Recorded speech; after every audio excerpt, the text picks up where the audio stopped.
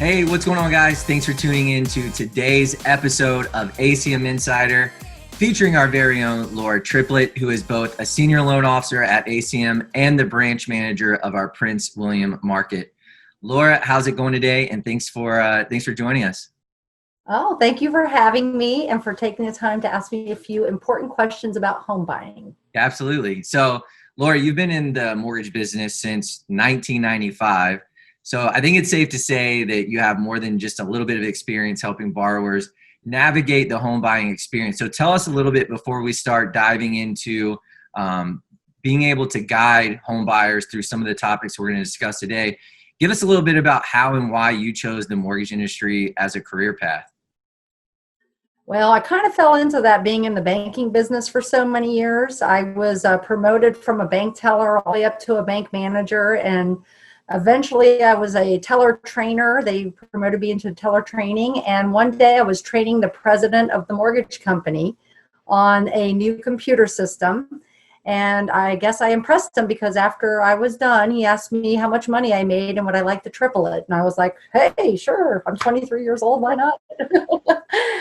So that's how I kind of got into it. And I was very lucky to have a very good branch manager in the mortgage business that was willing to share all of her knowledge with me and grew from there.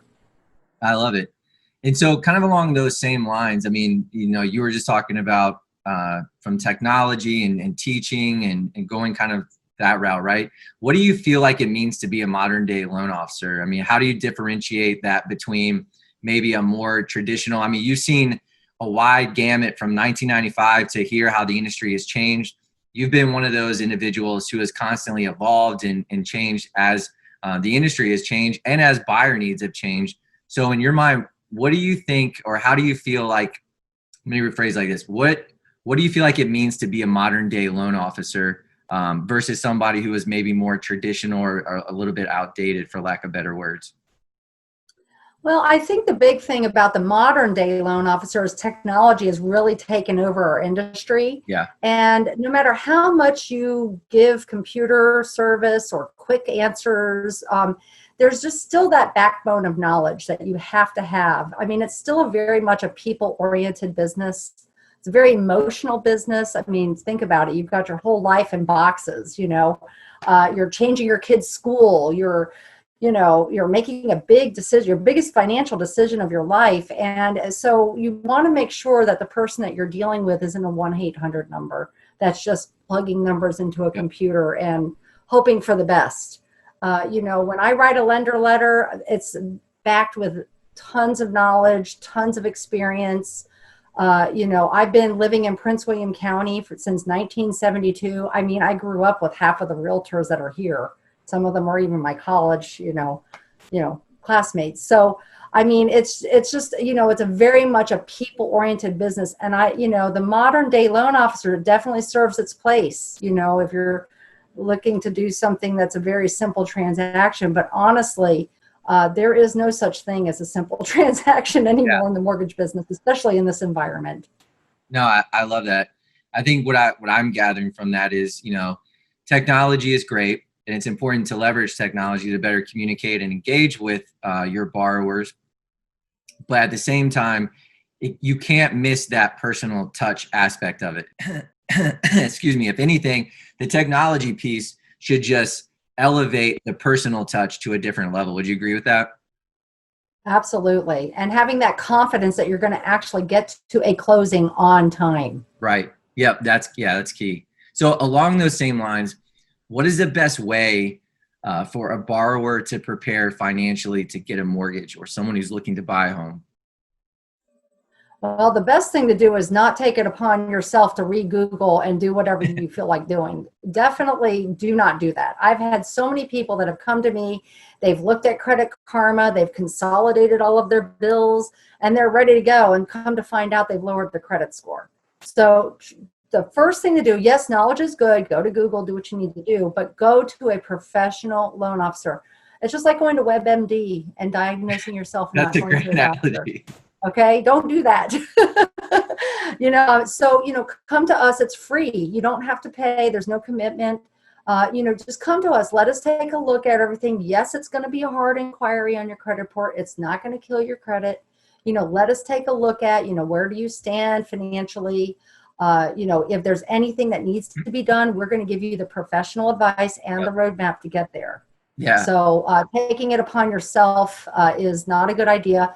Make sure that you collect your documents, collect some of the things like, we're going to ask you for proof. Are you getting paid? Where are your pay stubs? Do you have a bank account? What are your bank statements? Those kinds of things. So start looking for some of that stuff before it's too late, because I know I can't find my 2018 tax returns to save my life. You might have to order a copy, so just make sure you have those things handy. No, that's great feedback. It makes total sense. Along those same lines, since we're kind of talking about the financial aspect of it, is there a way to purchase a home with no money down? I think that's a question that a lot of people ask. There's some misinformation out there or confusion around that. So, here to answer the question just straight up, is there a way to purchase a home with no money down? Absolutely, there is. And, in the state of Virginia, we're very lucky. We have a lot of different programs that we can use for that. Obviously, if you're a veteran, veterans definitely have a great program through the VA. If you're a first-time home buyer in the state of Virginia, there's a great first-time home buyer through Virginia Housing. Not only can you do it with no money down, but you can also get a grant, free money, no strings attached.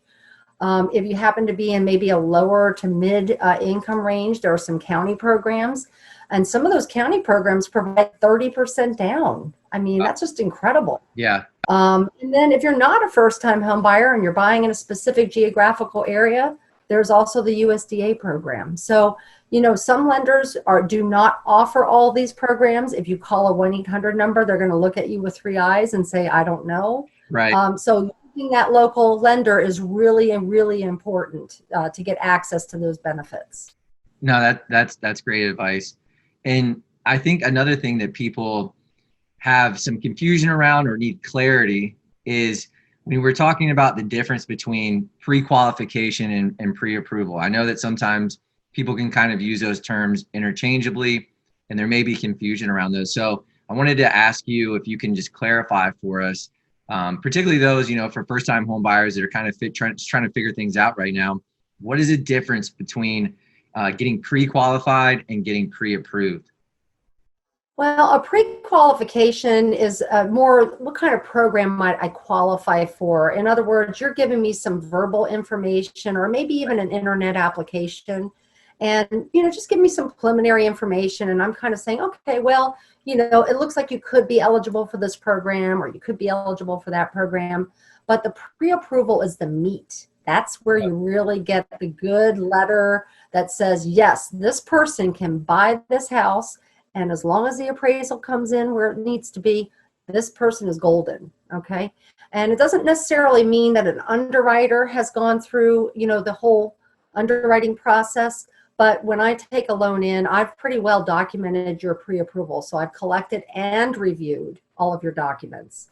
Sometimes people submit documents and they just sit in a file until you get a contract. We don't do that. We actually look at it. We ask you questions, because the last thing you want to be doing is answering a bunch of questions while you've got your house in moving boxes. That makes total. We make sure that you're really golden at that point. That makes total sense. I think this all goes back to what we were talking about a minute ago, why it's so important to find the right loan officer and to have that person who's there that can really help guide you along the way, so that you're not just kind of trying to figure out yourself. And then you end up making a misstep that's going to cost you more money, whether it's a higher interest rate or just not paying attention to the details. It's so crucial to have that person there. Same way, like you pointed out, I love the WebMD analogy. It's like everybody who looks at WebMD, it's like, oh, my elbow hurts.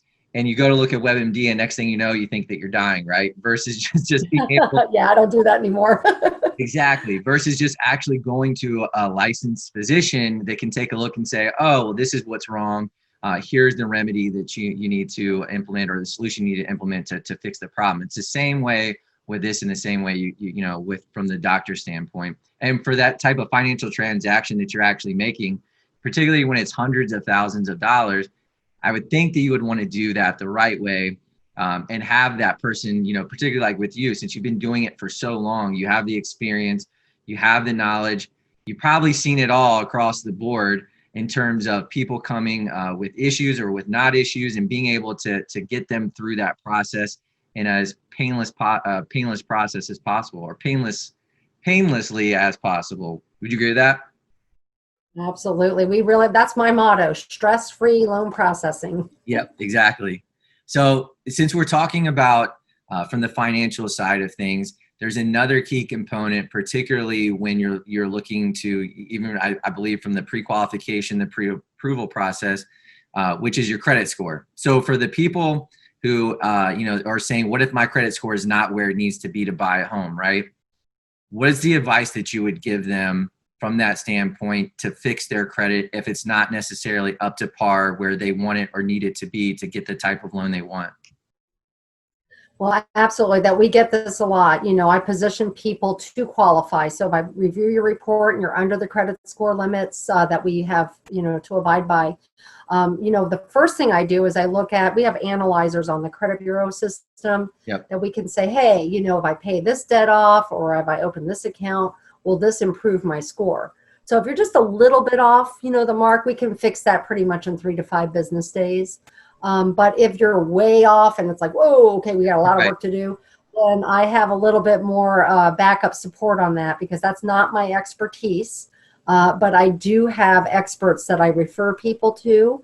It's usually a fee for service. It's completely optional. But you can also do the self-help. You don't have to pay for it. I mean, if you're willing to put the research in, go simply over to myfico.com or learningloanswithlaura.com. And you can go right in there and you can find all the resources to file dispute letters, to order your own simple copy of your reports. You can see exactly what's on there, to how to talk to your creditor, any kind of counseling resources that each county has. We have in Prince William County, we have the Virginia Cooperative Extension, and they help people to talk to their creditors. So there's a lot of self-help information. The problem is that it can be overwhelming if there's a lot of entries on your report. So sometimes getting the fee for service is a better way to go. Yeah, no, that's great advice. And I think that kind of leads into the next topic, which is, you're giving a lot of advice, you're giving a lot of great direction. And it begs a question of, how do you find out what you don't know? Because at the end of the day, you don't know what you don't know. So from that standpoint, being that you have the experience and you've worked with so many different borrowers, are there any tips that you have for asking questions of lenders, when you're shopping for a mortgage or while in the mortgage process? Because there's questions that people should be asking, but they just don't know to ask. So could you give us a few pointers around that?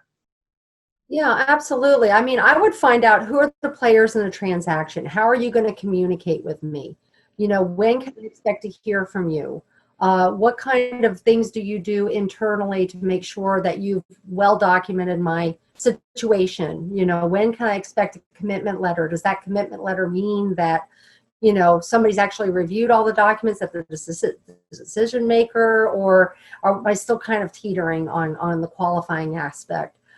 We have real estate agents that do the same thing when they get a lender letter. They usually ask, are you contingent on the sale of a home? Do you have to have cash reserves, to buy another home when you're keeping your other house? Is there a certain amount of minimum credit score required for the program? So I think once you start asking maybe 1 or 2 or 3 of those questions, it's going to keep the loan officer you're dealing with on their toes, and they're going to realize, I got somebody that really knows what's going on. They're going to be calling me, so I better make sure I do what I need to do. Yeah. Because let's face it, loan officers are busy. Yep. If you're not asking the questions and making the phone calls and following up, and I'm not saying be a thorn in their side, but communicate with them regularly. They're just going to kind of put your file, there until you're ready to write a contract, and you really don't want that to happen. Right. You want to make sure communication really is key. During the transaction, how are you going to help me after hours? When should I get my homeowner's insurance? What about the appraisal? What if it comes in low? What do I do? Those types. How are you going to work with my agent? Those types of things. Yeah, no, that's great. I think the big thing that I'm hearing is really making sure that you are setting expectations up front, particularly around some of the pieces of communication where it's like, hey, I may not think of everything up front, but I also want to make sure that that's okay and that you're going to be available. Because to your point, I think there's a lot of times where there's what I would consider to be more transactional loan officers and more relationship based loan officers. You are certainly more in the category of the relationship based loan officer, where, again, going back to that type of care that you give each person. I mean, I've seen that personally with you, where you just devote that time and energy, and regardless of what time it is or what needs to be done, like you make sure that those things are happening. You make sure that you're communicating effectively. How would you differentiate, if someone's going to speak with a loan officer, for them to really understand the difference between maybe those two different types of individuals, the person who is just a transactional type, 9 to 5, that's when I'm available, and more of that relationship type person? I think it's that, the more experienced loan officers really do set the frame. Yeah. They really do set the frame. They tell you what you're going to expect. They offer training resources. They're available to you. Even if it's after hours, they have usually some type of team, that you'll be communicating with.